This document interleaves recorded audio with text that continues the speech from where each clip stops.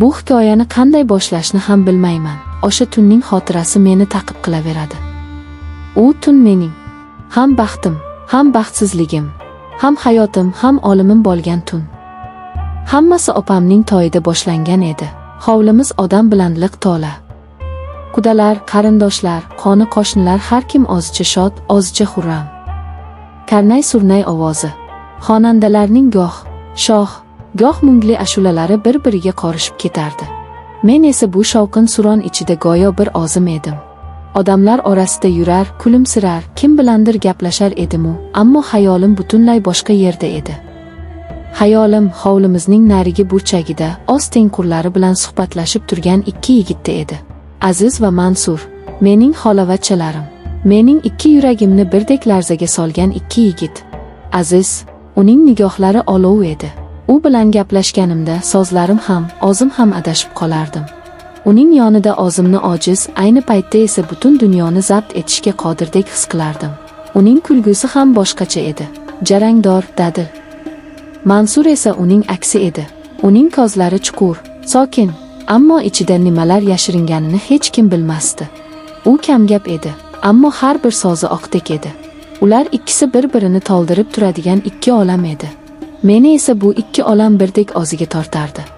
Qaysi biriga talpinsam, ikkinchisidan uzoqlashayotgandek tuyulardim. Bu tuyg'u meni ich-ichimdan yemirardi. To'y avjida, odamlar davrada raqsga tushardi. Kimdir menga ham ishora qildi, lekin men boshimni chayqab hovlining chetroqiga borib turdim. Nega bir ozing turibsan? Bu ovozdan seskanib ketdim. Yonimga qachon kelib ulgurganini sezmay ham qolibman. Bu Aziz edi. Uning o'sha olovli nigohlari menga tikilib turardi. Shunchaki, charchadim dedim.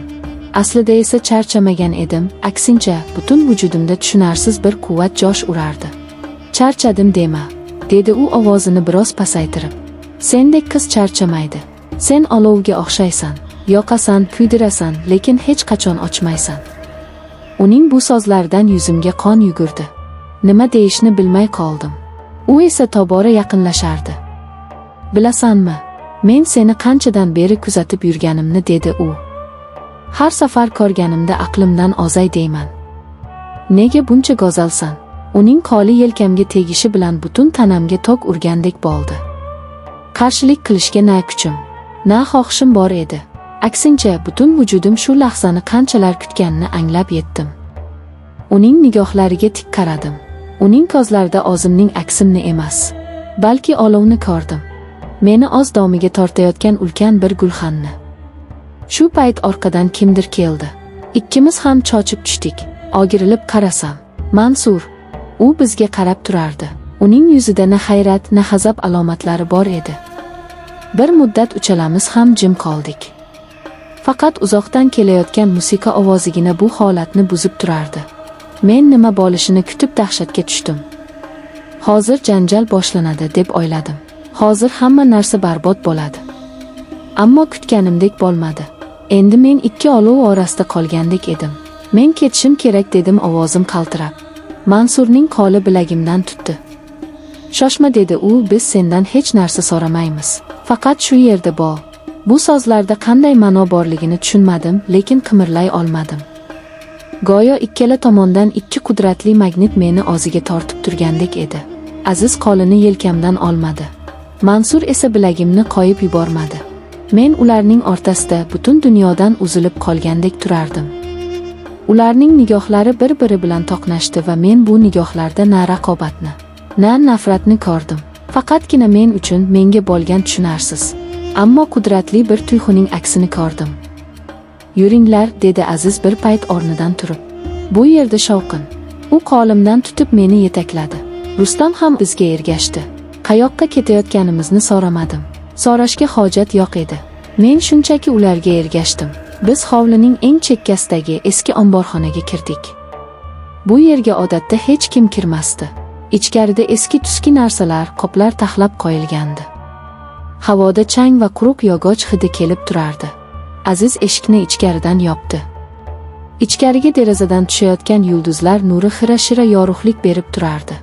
Shu yorug'likda men ularning yuzlariga qaradim. Ikkalasining ham nigohi menga qadalgan edi. Bu nigohlarda iltijo, ehtiros, mehr va yana allanimalar bor edi. Men nima bo'lishini bilar edim va men bunga tayyor edim. Yo'q, men bunga tayyor emas. Men buni xohlayotgan edim. Butun vujudim bilan, butun borlig'im bilan shu lahzani istayotgan edim. Bu tunning qolgan qismi tush kabi o'tdi. Tushunarsiz, chalkash, ammo aql bovar qilmas darajada hayajonli va shirin bir tush. Men go'yo ikki xil musiqani bir vaqtning o'zida tinglayotgandek edim. Azizning otashin ehtirosi, uning shiddatli harakatlari meni yoqib kuydirsa, Mansurning muloyim shivirlashlari, ehtiyotkor teginishlari ruhimga malham bo'lardi. Bu ikki tuyg'u bir-biriga qorishib, meni butunlay o'ziga asir qildi. Men kimning quchog'ida ekanimni farqlay olmay qoldim. Ular go'yo bir butunga aylangandek. Men esa shu butunning markazida edim. Men nafaqat jismonan, balki ruhan ham ularga taslim bo'lgandim. Bu gunoh ekanini, bu aqldan ozish ekanini bilar edim, ammo o'sha lahzada bu dunyodagi eng yoqimli holatdek tuyulardi. Men o'zimni hech qachon bunchalik tirik, bunchalik kerakli his qilmagan edim. Har bir hujayram bilan yashayotganimni his qilardim. Bu lahza abadiy davom etishini xohlardim. Faqat biz uchalamiz va bizni orab turgan bu sehrli tun. Qancha vaqt o'tganini bilmayman. Balki 1 soat, balki 2 soat. Birdan omborxona eshigi ochildi. Biz uchalamiz ham tosh qotdik. Eshik tirqishidan tushayotgan yorug'likda bir sharpa ko'rindi. Bu onam edi. Qo'lida patnis. Patnisda bizga atalgan choy va shirinliklar. U bizni chaqirib topolmagach, shu yerga kirgan bo'lsa kerak. U bir lahza bizga qarab qoldi. Uning ko'zlari avvaliga hech narsani tushunmadi. Keyin esa uning ko'zlarida avval hayrat, keyin ishonchsizlik, so'ngra esa men hech qachon, hech kimning nigohida ko'rmagan dahshat ifodasini ko'rdim. Onamning yuzi oqarib ketdi. Lablari pirpirab nimadir demoqchi bo'ldi, ammo ovozi chiqmadi. Faqat xirillagan bir tovush eshitildi. Qo'lidagi patnis yerga tushdi. Piyolalar sinib, choy hamma yoqqa sachradi. Bu ovoz o'sha tunning sehrini parchalab yubordi. Bizni hushyorlikka qaytardi.